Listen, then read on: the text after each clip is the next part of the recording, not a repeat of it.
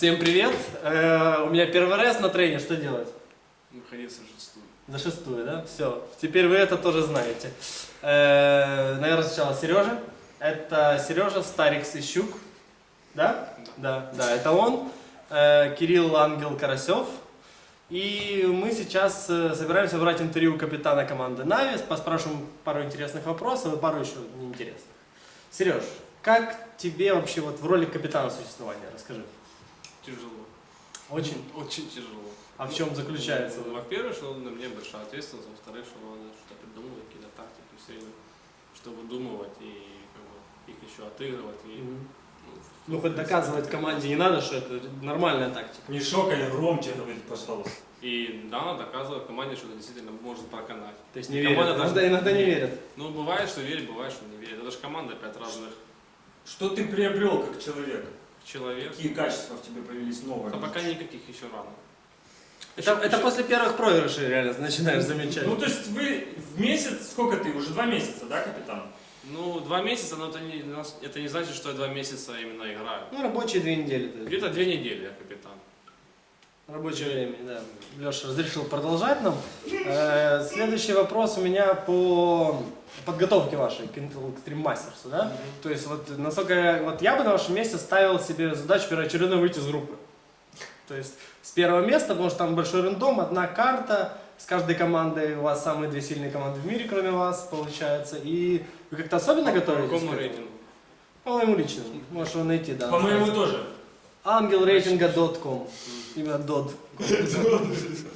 Ну, по поводу нашей группы, мы сказали, что она действительно очень сложная. Я считаю, что это фейл организаторов, что они как бы сделали такую группу и считаю, что поляки не заслуживают. Ну, грубо говоря, что... С вами группы, да? Нет, что они вообще попали на экстрематис, потому что есть определенные правила, по которым ты должен получить инвайт туда. То есть должен пройти на какой-то установке, занять топ-3, а они это ничего не сделали, и благодаря, я думаю, Карнаку, потому что он поляк, их запихнули в группу. Хотя, да, последние люди, и то такой вопрос, почему разыгрывались именно между этими командами, а не между другими. Там они начали говорить, что есть у них у ESL определенный рейтинг, там определенные очки за выступление, и они так решили.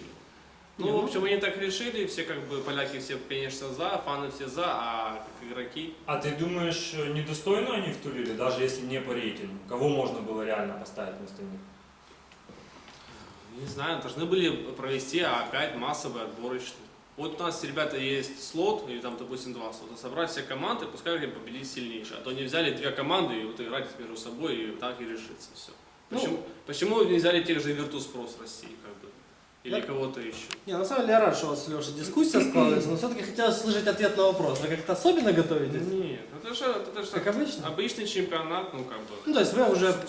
Как стать обычным? Для нас это уже обычно, но вообще тут рейтинг этого чемпионата довольно высокий. Сейчас сделали сегодня анонс этого чемпионата, там 50 тысяч за первое место. То есть это серьезные деньги. Потенциальные 50 тысяч. Нет, это 50 тысяч. Это не потенциально, это потенциальный или нет. Не, ну их отдадут. Отдадут. Ну, надеемся. То есть уже есть инфа, что рассчитываются потихоньку? Да, потихоньку делают они платежи и как бы они рассчитываются. Понятно. Вы же там определились, то есть с какими картами, какие карты будут основные, которые какие не будете играть, да? Ну, это всегда у нас карты не меняются. У нас пожизненный нюк и пожизненный флош. Ага, ну да. Вы Мираж активно готовите? То есть вы будете его играть? Да. Или про запас будет карта? Ну что значит про запас? Если мы выйдем с группы, там будет best of 3. Да, там уже Там нет. уже как хочешь, не хочешь. А учитывая, да, что черкаешь 2 карты... То есть мы играем Мираж и 5 все карт. остальные Я дефолты. думаю, что 5 карт эти у вас на достойном уровне, да. Хорошо. Расскажи, какие-то тактики, может, особенные, новые? Или вы так оттачиваете ну как дефолты? сказать особенные? Конечно, надо как бы противника удивлять в игре, надо делать что-то, выдумывать что новое именно самому, что никто до этого не делал, чтобы противник не читал твой раунд и ты брал его на эффекте неожиданности. То есть это, в первую очередь, это будет сказываться на трейне и будет сказываться на Мираже. Потому что Мираж это та карта, которую очень не обыграли, там все очень скользко и нет стабильных тактик, так что там сейчас можно придумать что-то свое, что уникальное. Вот этим мы сейчас и занимаемся. Ну да, правильно. Ну да, и плюс там за атаку все раунды очень важны. Взяты. Каждый за этот раунд за 2. Да, хорошо, ясно. Расскажи, вот я на Hell прочитал сегодня буквально статью, где Люрпис анонсировал, то есть как бы все команды, участвующие там в группе А, насколько я понимаю. И он вас в своих как бы планах дал такой прогноз, что вы выйдете с первого места. Поляки со второго, СК с третьего. Как ты к этому относишься? То есть, ну, ты солидарен с ним? Ну, я считаю, что это чисто его мысль, и у него там что-то, как-то он об этом думает. Я не могу его не оспорить, и не могу сказать, что он прав, потому что это действительно очень сложная группа, и даже я сам затрудняюсь, кто на каких местах выйдет. Потому что каждая команда у нас может обыграть каждую. Если даже считать, что у нас есть аннексия, так это считается хороший середнячок, уже как бы, который выходит уже на высокий уровень. То есть считается топ-1 Дании, и они попадают на экстремастер, которые тренируются и тоже хотят побеждать. А еще у нас есть команда как Стайлу, которую вообще никто не знает, как она играет, как обычно.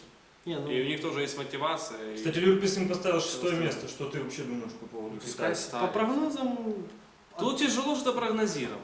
Ну тяжело. Если было бы у нас бы две команды сильные, то я бы сказал, мы выходим как сильная команда и другая, а все остальные там будут драться за третье место, кому как больше повезет. А тут тяжело сказать. Ну да, да. Тем более те же китайцы, я смотрел за их игрой против СК на ВЦГ, там где они 2-1 проиграли в плей-оффе СК и в жесткой борьбе причем проиграли. И как они выиграли тоже Инферно СК, мне очень понравилось. Китайцы, по-моему, первый раз едут на мировой. Нет, на корейцы ездили. А все время корейцы ездили и американцы. Да, вот китайцы, я имею в виду, что на Экстремастерс первый раз приезжают. Ну опять же, если бы у нас хотя бы было бы best of 3 в группе, то есть уже можно было бы что-то прогнозировать, учитывая все карты и процент вероятности удачи и все остальное. Если мы говорим, что одну карту, то его может легко выиграть. Взять пистолет и взять первый девайс, но у тебя уже есть хороший залог на победу. Ну да, да, да. То есть потенциал не есть действительно, тем более одна карта, большой рынок. Вот ты на трейне начинаешь за атаку. Первая игра 5-0 вроде проигрываешь, там один девайс не отдал, и 5-0, и уже не сладко. уже стоит задуматься, да. А ты причем еще знаешь, что у тебя еще есть 5 сильных команд, которые тоже могут.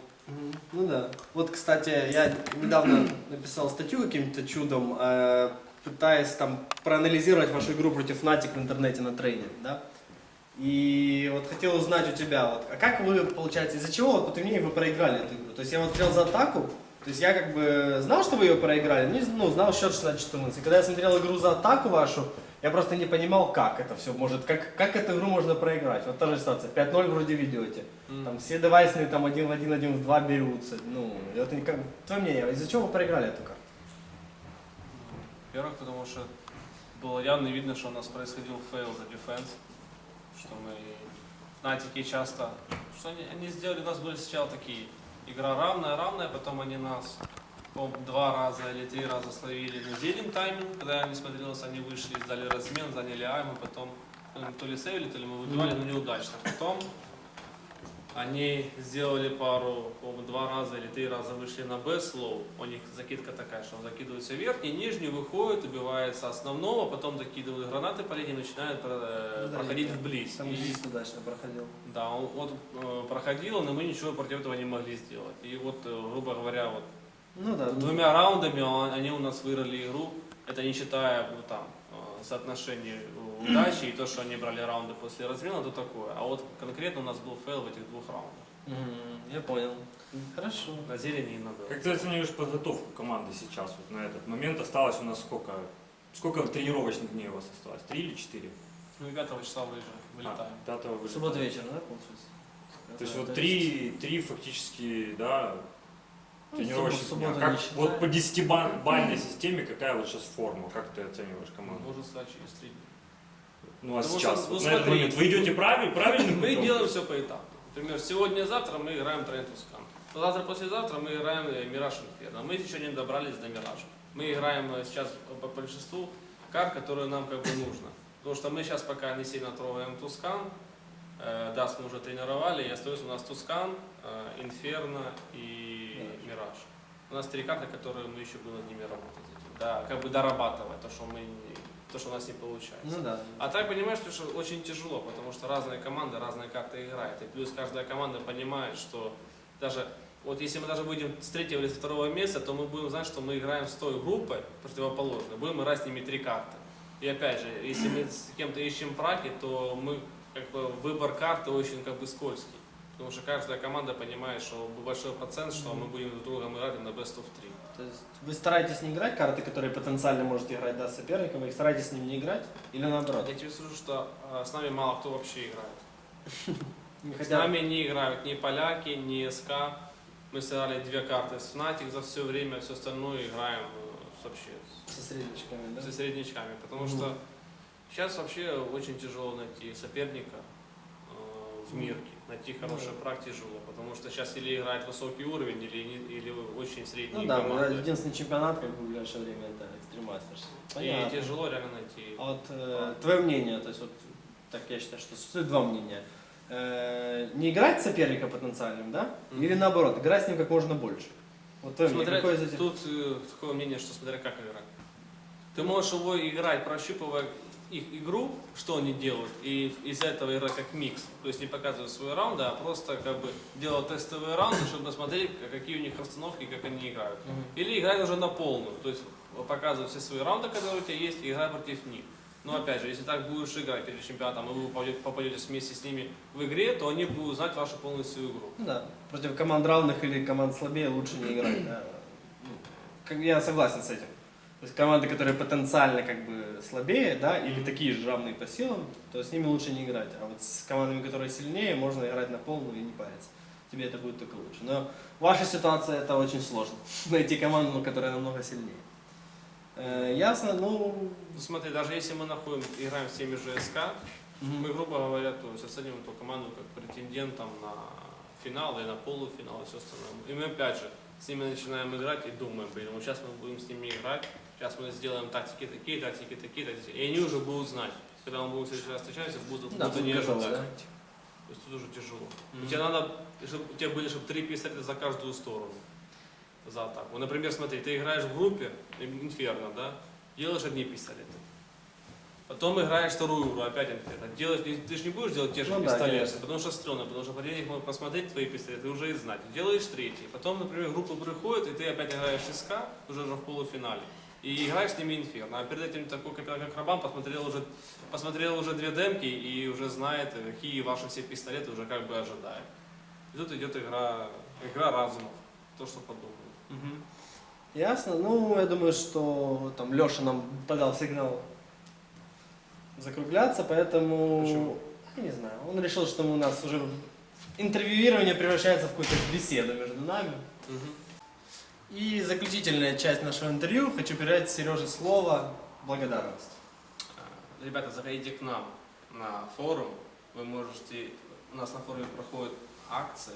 Вы можете, общаясь на форуме, выиграть много призов от наших спонсоров SteelSeries, Антека и Зона 51. А также вы можете, просто общаясь на форуме, выиграть с нами тренировку. Все, спасибо. Увидимся на форуме. Удачи.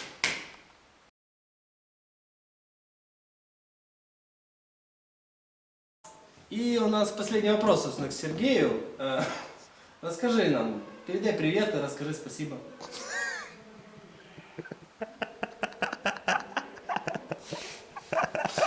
Нихуя, расскажи спасибо.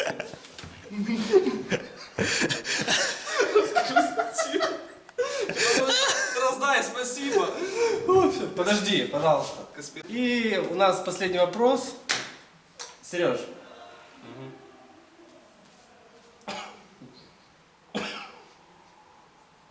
Антек, SteelSeries, Зону 51. А также он... И последний вопрос, Сережа. Вот что вот у тебя сейчас на душе лежит? Расскажи нам. Какая душа. И, собственно, последний вопрос, Серег. Вот вываливай. Вот что ты хочешь сказать нам сейчас? Можно нормально задать вопрос? Вываливай.